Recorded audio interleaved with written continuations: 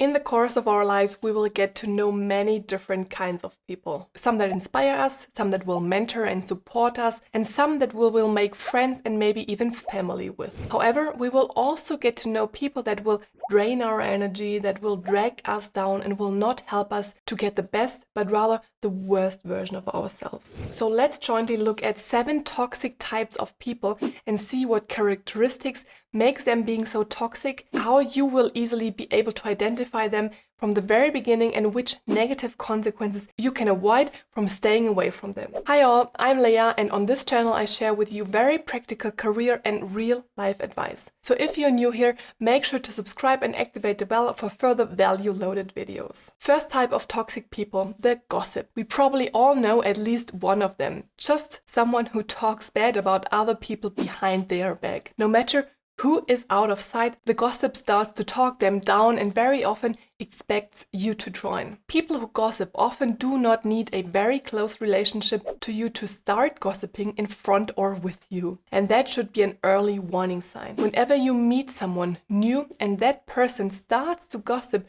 right in front of you, even if it's only a tiny bit or seemingly harmless, take this as a sign of caution. Oftentimes, these tiny negative remarks about other people are only the tip of the iceberg. This can be something like, "Oh, did you see his shirt today? Not really trendy." Or, "Well, I think Susie neglected her workouts recently, don't you?" So by staying away from such people from the very beginning, you will avoid becoming associated with them and their bad reputation. You can make sure to keep a white vest and do not lose your faith if it turns out that you've been part of such a gossip. Second, I believe that opportunistic people can be toxic. An opportunist is a person who takes advantage of opportunities when they arise, regardless of other plans or moral principles. So put differently, an opportunist is like a flag in the wind that does not have a solid opinion or direction or something that person stands for, but rather changes their opinion depending on what the person can get out of that situation. You can easily identify such an opportunistic person by observing their behavior in similar situations or when it comes down to one's principles. If the person changes her principles or moral compass from one day to another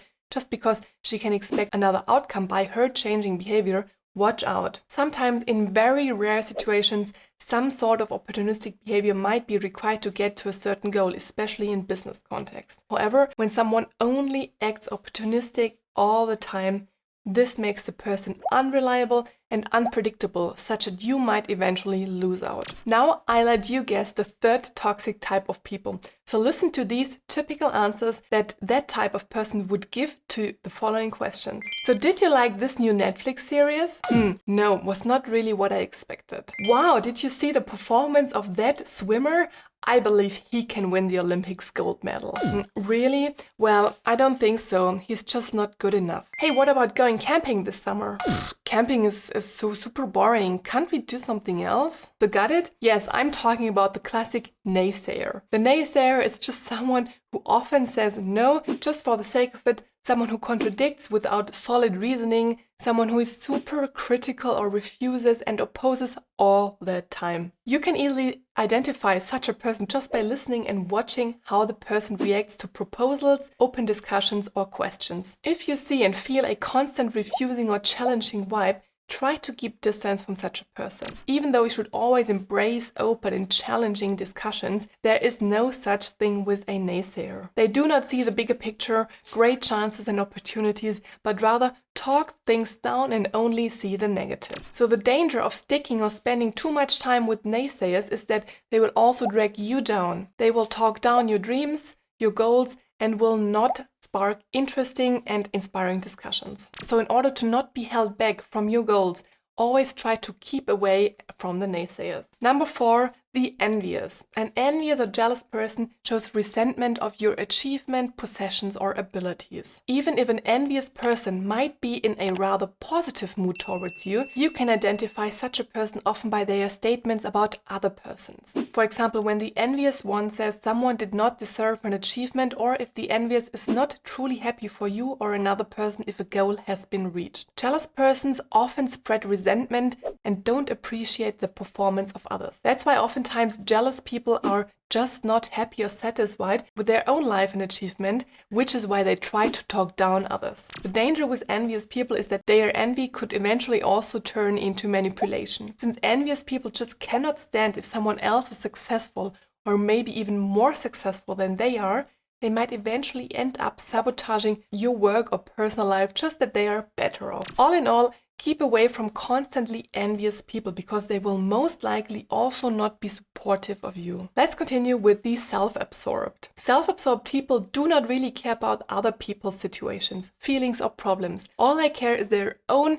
interests, achievements, and benefits. It becomes quite obvious if you're dealing with a self-absorbed person, since they are often little cooperative, not prepared to compromise, and little empathetic. Quite quickly you will notice that self-absorbed people might not ask you about your thoughts, feelings, or plans, since they are just way too busy to care about their own. The main goal of self-absorbed people is their own progress instead of supporting others or joining forces in an endeavor. So whenever you get to know someone who cannot or does not want to be a real team player, just be cautious. Maybe you can test the water if that person might just be a bit shy or intimidated, but if it turns out that they're just super self-absorbed, try to keep your distance from them. Toxic type of people number 6, the talker. And by talker, I mean those people that just do empty talk all the time, but do not stand their word nor act based on their promises. Those talkers just brag and fantasize all the time without actually bringing something to real life or achieving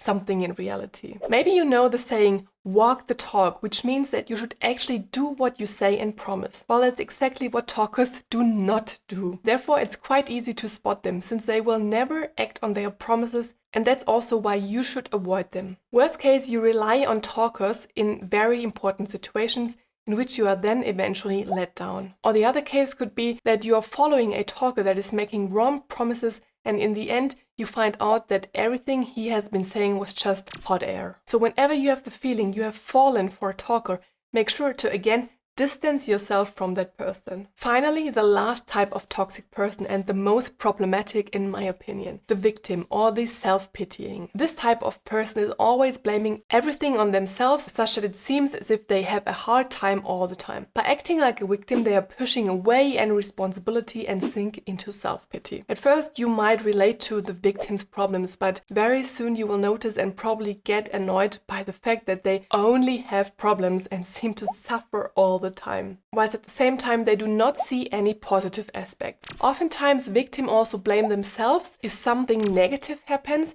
but blame someone else or destiny if something good happens. So overall, victims are drowning your energy because they demand all your attention and pity without looking at the bright side of things. The challenge with the victims is that you might feel some sort of bond, since you might relate to some of their problems to a certain degree. Then the key is just to separate your feelings from your mind. That tells you to either try to get those people out of that state of mind or to reduce contact with them. So let me know in the comments if you've ever made an experience with such a toxic person. Also, I'd appreciate your support with the thumbs up. Thanks, and see you next time.